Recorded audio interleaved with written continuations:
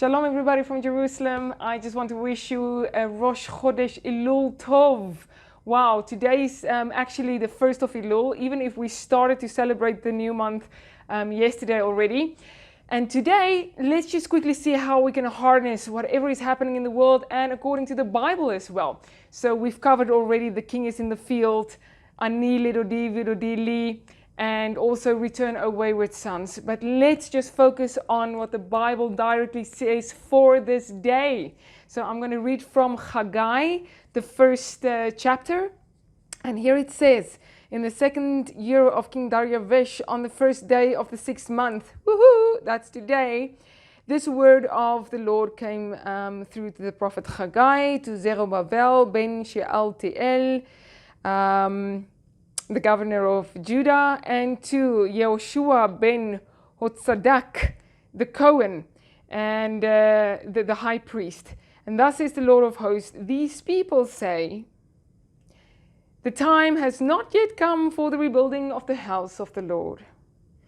This is scary, because most people don't even think about the rebuilding of the Beit HaMikdash, guys. And this is where we are at right now. Let's see what happens because of the fact that people don't say this and think about this. And so it says, and the word of the Lord through the prophet Haggai continued, is it time for you to dwell in your paneled houses while my house is lying in ruins? Now thus says the Lord of hosts, consider how you have fared. You have sowed much and brought in little. You eat without being satisfied. You drink without getting your full. You clothe yourselves, but no one gets warm. And he who earns anything, it falls through a leaky purse. Thus is the Lord of hosts, consider how you fared. Go up to the hills and get the timber and rebuild the house. Then I will look on it with favor and I will be glorified, said the Lord. You have been expecting much and getting little, and when you brought it home, I would blow on it. Because of what, says the Lord of hosts? Because of my house, which lies in ruins, while you hurry to your own houses. That is why the skies above you have withheld their moisture, and the earth has withheld its yield. And I have summoned fierce heat. Have you seen what's happening in the world right now? Have you seen all the heat waves? Are you perhaps in one of them right now? Fierce heat to come upon the land. Up the hills, upon the new grain, the wine, the oil, upon all the ground produces, upon man, beast, upon all the fruits of the labor. Zerubbabel ben Shealtiel and the high priest Yehoshua, Yehotzadak, HaKohen Gadol, the high priest. Just want to get the names right here. And all the rest of the people gave heed to the summons. Are we giving heed right now? Of the Lord their God and to the words of the prophet Haggai. When the Lord their God sent him, the people feared the Lord, and Haggai, the Lord's messengers, fulfilling the Lord's mission, spoke to the people, and he said, I want to read this in Hebrew. Le'am lemor ani itchem. I am with you, declares the Lord. I am with you. Okay, so if we do what we need to do, Hashem is with us. What can we do? I ran to the old city today to get to the Temple Institute, and I bought, let me just get this here. I bought myself this puzzle for me and Tamir. We're going to build this, okay? And then you can see my light as well, the halo of the temple. So this is a 3D model of the third temple, not even of the second. We already built this second temple, so we said, you know what? We need to get the third temple, Ezekiel's temple. So it's at the Temple Institute. If you want to order your own, just go to their site and you can order it there. So I ran today because today is the day on which we need to act on these things. And then also, it's very interesting because this whole plan is on what Ezekiel saw.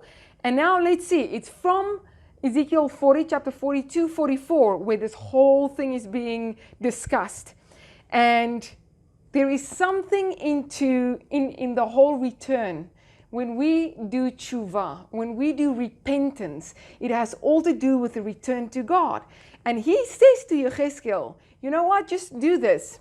I'm going to read 43, verse 10. It says, now you, O mortal, describe the temple to the house of Israel. To the house of Israel.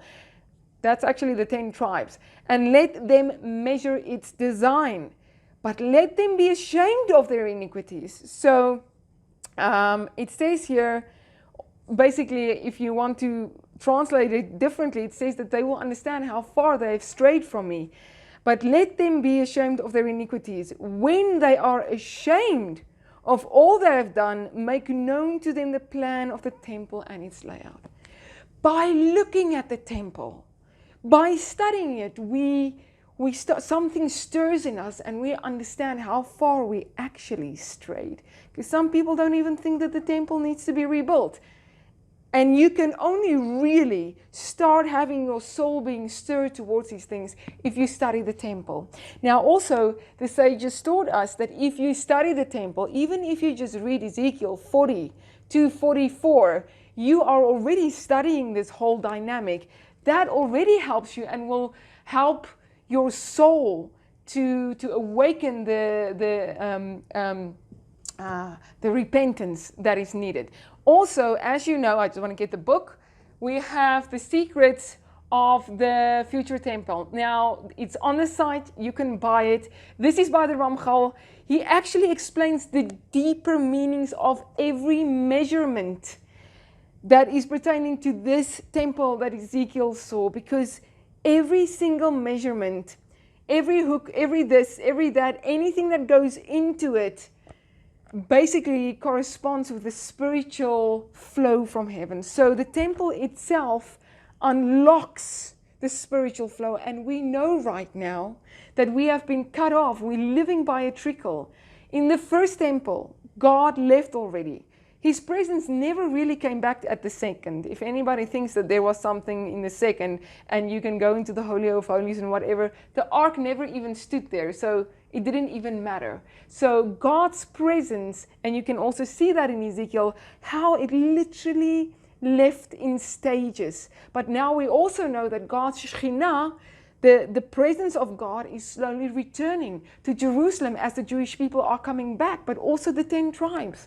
So the more we learn about this, the more we strengthen it, the more we focus on Zion. And from where I'm standing, Jerusalem is that way. We have our line with Zion, Zion over there as well, so on the wall. And we pray towards the Temple Mount. Guys, focus on that. Learn about the temple. Buy the book. If you can, I will send it as soon as possible. Or you can actually just try to build it with yourself if you want to go to the Temple Institute and buy the 3D puzzle there or the model. Or at least just read about Haggai today and then go to Ezekiel 40 to 44 and learn about the temple. The rest we will do. We will go through it. But you're going to have to excuse me now because I have to say Rosh Chodesh Tov and goodbye, because I am going to start to build the temple.